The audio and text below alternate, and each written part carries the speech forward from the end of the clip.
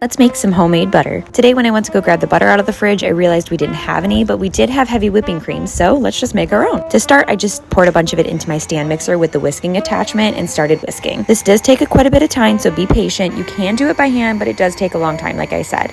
I think this took about 15 to 20 minutes, but I did not time it. It's gonna go through a bunch of different stages, and when it starts getting to this stage, you know that you're gonna get close to it, so be sure you keep an eye on it, and then it's gonna start separating from the buttermilk, and that is when you are done. Next, we're gonna strain it, so make sure that you have a bowl underneath your strainer so that way you can catch all that buttermilk. You can use this in different recipes, so we're not going to waste anything. I think I'm going to use my buttermilk to make some homemade biscuits, but let me know if you have any other recipes that you would recommend. Next, you're going to strain and squeeze out all of that buttermilk. We want to try to get as much of the moisture out of it as we can. And since the butter will be pretty soft at this stage, you're going to want to put it into an ice bath to get it nice and hardened before we move on to the next step. Your hands will get very greasy from this, but hey, my hands feel very moisturized. I store my buttermilk in a quart-sized mason jar and with a lid and put it in the fridge. After your butter has hardened quite a bit in your ice bath, you're going to want to squeeze it all the way out, like I said, to get all of that moisture out of it and put it on a piece of parchment paper. You can stop here and leave it as an unsalted butter, but I am going to be salting this.